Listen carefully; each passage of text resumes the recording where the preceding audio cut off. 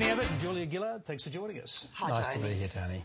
Tony Abbott, let's start with you and where your problems began. What possessed you to launch a personal attack on Bernie Banton? That was bonkers, wasn't it? It was a mistake.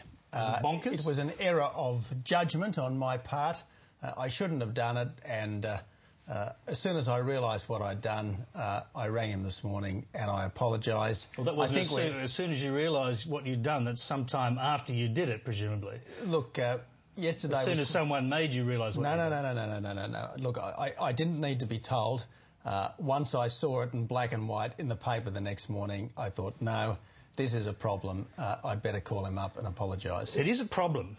The health minister insulting a dying man who was trying to get better access to expensive drugs to treat mesothelioma sufferers. Yeah, and the point, it's, Tony... It's a very bad look. But what I want to ask you here, it's such a bad look.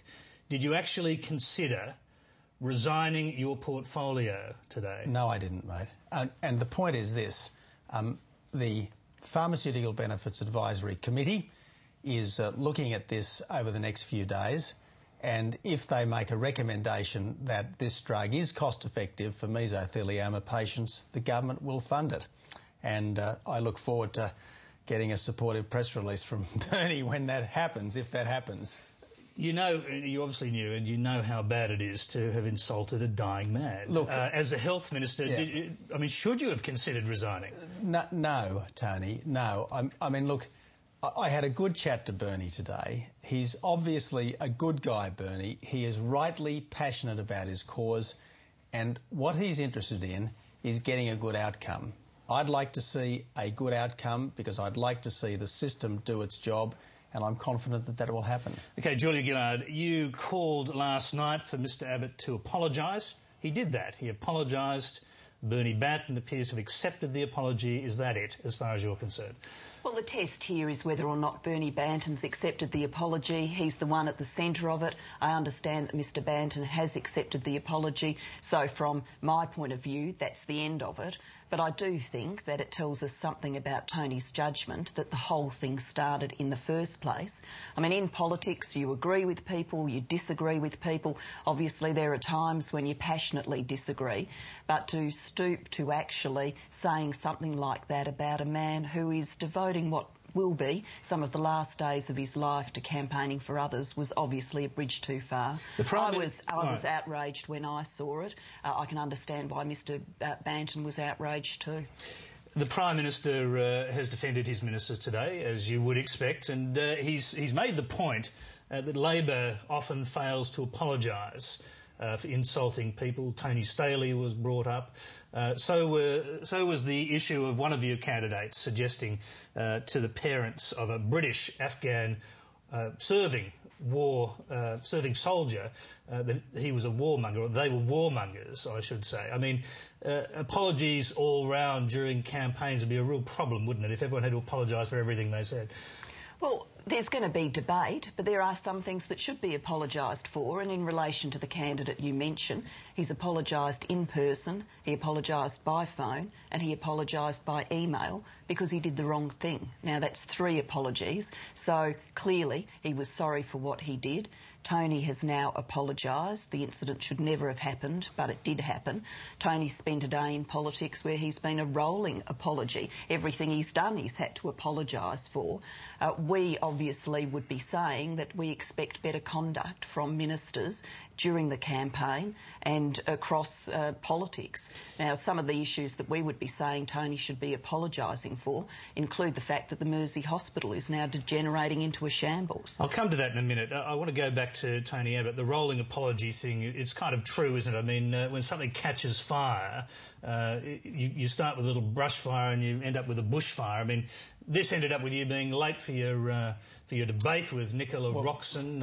Everything seems to be related, one thing on top of another, and you've got problems. You end up apologising 3 times, I think, today. Well, I think twice, as far as I'm aware. But but look, the thing is, Tony, that we had a very good announcement to make. The Prime Minister and I in Melbourne. Home visits by practice nurses, a really important breakthrough which the general public of this country will very much appreciate it. An extra 300 GP training places a year, an extra 150 specialist training places a year.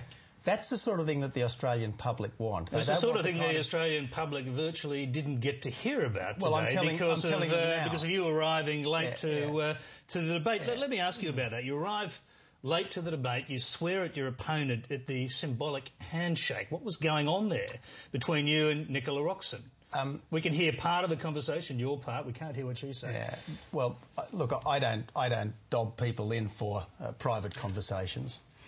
Well, Tony, can I just say on the issue of the announcement today, I mean, I simply don't understand. If this was an important announcement by the Coalition about the actions of a future Howard government, if it's re-elected, why couldn't they schedule it in a way that the Minister for Health could be there and be at the debate he was scheduled to appear at? That was the plan, now, as I understand, that was the plan. Well, as I understand it, Tony was at Melbourne Airport this morning, ready to fly to Canberra for the debate, then leaves the airport to go to the announcement, then obviously can't get to the debate on time. Now, one of the two things has happened.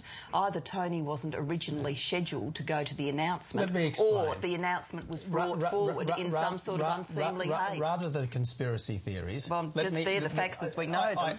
Were you at the airport this morning and then were called back to the press conference? No. I flew to Melbourne this morning to do the press conference with the Prime Minister. I had a charter organised to take me from Melbourne to Canberra for the debate. Unfortunately, as these things do, the announcement ran over time. The Prime Minister was greeted rapturously by people at the doctor's surgery. The journalists asked more questions than I had anticipated. It was just one of those things of trying to pack too much into the day. And an awful lot of those questions were about Bernie Banton. No, that was one of the problems. One question was about Bernie Banton. And Melbourne's not the only place you can make a health announcement. You can make announcements in Canberra, so you can be at the debate on time. And this isn't just a question of courtesy to Nicola Roxon. This is a question of courtesy to the health advocates who come to the press club to listen to the debate. I'll come to that. What was going on behind the scenes? I mean, you end up saying bullshit. I mean, I'm not to some comment that Nicola Roxon. I mean, is there a kind of burning hatred behind the scenes that we don't know about? I mean, were you being needled? I'm sure you've used that term to people who've deserved it. Doesn't mean you hate them. It just means that something which you thought was nonsense was happening. But let's turn to Kevin Rudd's health announcement. You said it was private, but in fact it was being filmed. Well, and there's a full translation apparently of what was said there. I mean, look, let's not be precious about these things. I mean, the ABC runs that term all the time. All the time, Tony. I mean, you know, that's because they have you on Lateline and you're saying it. Let's get fair dinkum about this. All right. I'm here to talk about health. The Labor Party was talking about health today, and funnily enough, Kevin Rudd's announcement about waiting lists is an absolute steal from the Hawke of Britain playbook. Bob Carr made exactly the same announcement back in 1995 that he would cut waiting lists by 25,000. He didn't cut waiting lists by 25,000. They blew out. Now, Bob Carr said he would resign if it didn't succeed. I'm wondering when Kevin Rudd is going to say, I'll resign. And, of course, the buck stops with Kevin, doesn't it? All right. I'll get Julie Gillard. So when is Kevin going to say, I will resign? Let Julie Gillard respond to that. I mean, there is a year, apparently, that's the deadline that's been given for these 25,000 people on waiting list to be cleared out completely. That's an absolute guarantee, is it, you give in government? I mean, you'll do anything, move mountains to make that happen. And if it doesn't happen, what then?